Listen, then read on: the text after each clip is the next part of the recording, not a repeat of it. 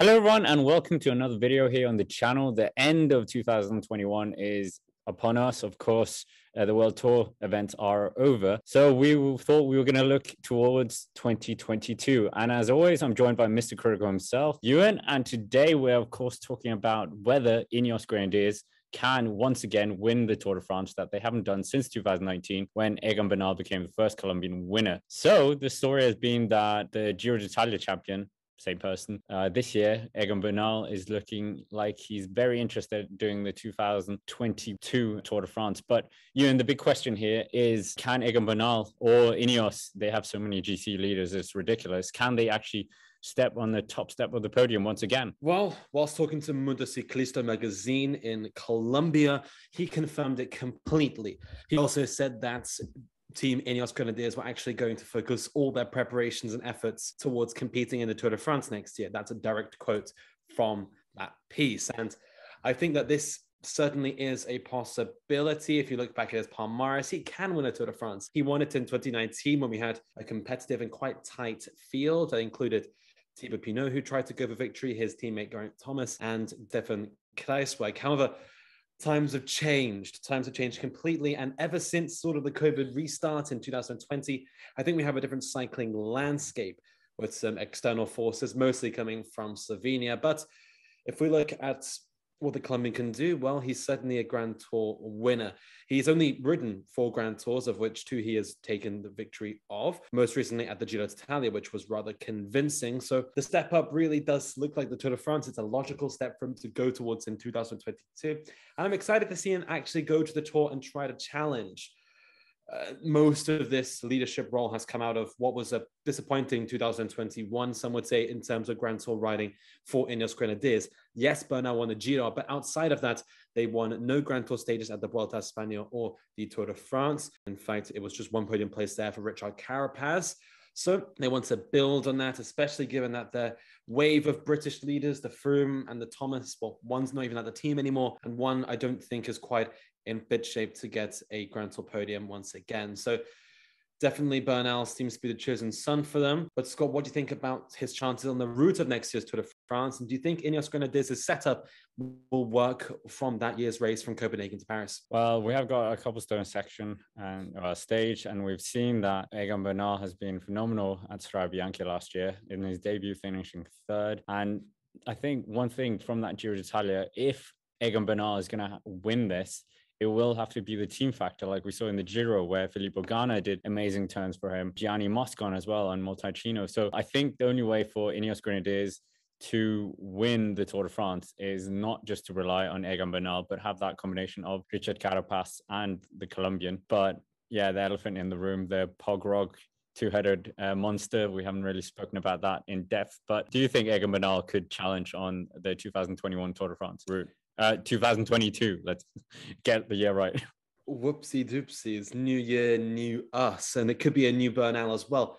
I'm hoping that in 2022, Ineos don't bring that British-focused or Anglophone-focused team to the Tour. That didn't work out in the end at all. And I'd hope that they bring the setup they had at the Giro last year to the Tour de France, where we have Pipo Ganna helping in the flat, maybe bring in a Kwiatkowski as well to help, alongside the likes of Dani Martinez and so forth in the mountains, and let maybe Tao Geoghegan Hart and so forth go for the Giro instead. He's won it there, seemed to suit him a little bit more than the Tour de France did. So certainly there is a possibility of them challenging, but as you mentioned, let's bring in Pog and Rog, because this is the big elephant in the room. Egan Bernal has only beaten Pog and Rog competitively on a hill stroke mountain stage once since Pogacar won the Tour de France last year. That was the Strade Bianche in 2021, of which Pogacar finished 7th anyway. And it was mainly a practice ride for the Giro for Bernal. And Ineos, in fact, have not managed to defeat Pog or Rog at a stage race that they've competed at together. So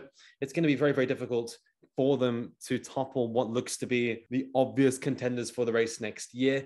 Yes, that 3rd place is still up for grabs, and we saw this year that even Jumbo-Visma can place their second man in the 2nd place position and defeat the Ineos trains. So I think this beast that we seem to have out of Slovenia and the mega teams that are supporting them will just be too difficult to topple for Ineos, even if Dave Brailsford, their director general, has said that they will be changing their tactics for the next year after evaluating what's gone wrong in 2021.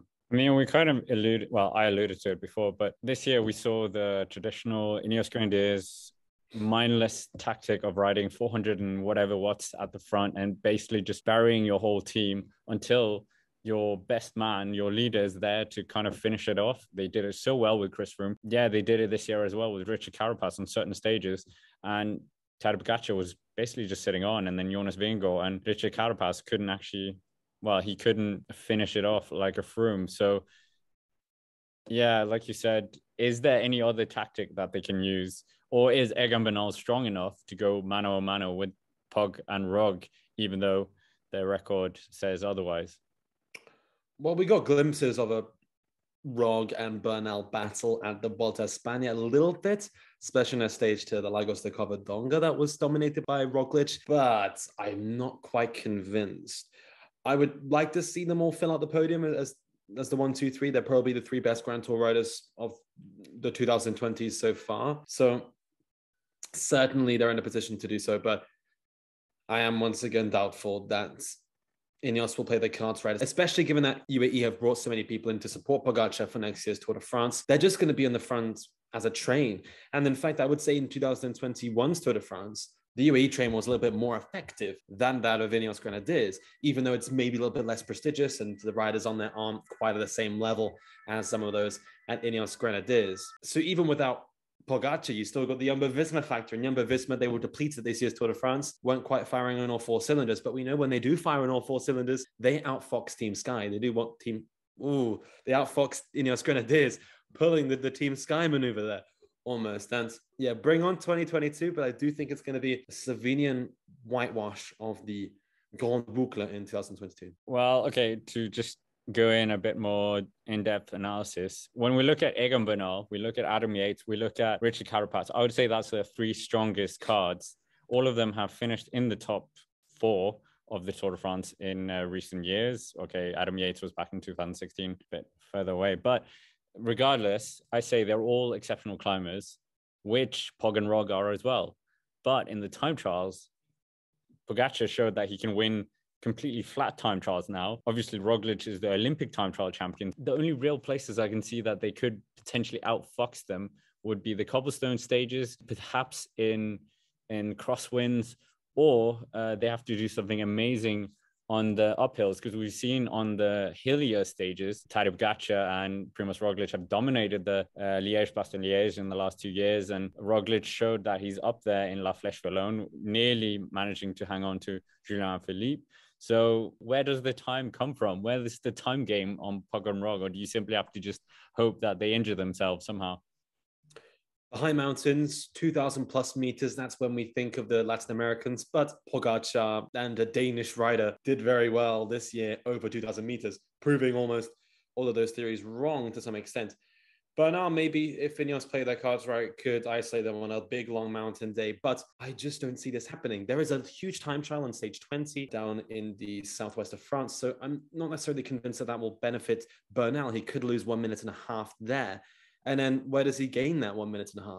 I don't think in the cobbles. If you look at Roglic, I think he's going to gain time. I think he's actually the rider who is most likely to do quite well in the cobbles. People say he's a crap bike handler, but I think he's got the strength almost to do it. And Pogacar as well has showed that he's a very good bike handler and so forth, rarely comes down and crashes. So I'm quite convinced about that. Yes, Bernal did well at Montalcino this year and at Strade Bianche, but gravel riding and cobble riding are 2 very, very different things. And given that none of these riders have really challenged on a cobble race before. Yes, Bernal rode the cobble stage in 2018. So did Roglic, in fact. But we'll see what comes of it. I'm not even necessarily convinced that we'll have 1 minute 30 time gaps on that stage between big GC leaders.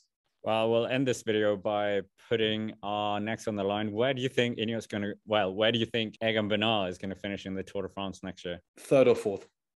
Okay, I was going to say 5th. So yeah, we'll see in July. Well, actually, yeah, in July if we're right or wrong. But yeah, that's it for this video. Thank you very much for watching. As always, make sure to drop down below where you think, if you think Ineos Grenadiers are going to win next year's Tour de France. If we're completely wrong, make sure to let us know down below, and subscribe to the channel as well. A lot of stuff coming up. And as always, thank you very much for watching and have a nice day.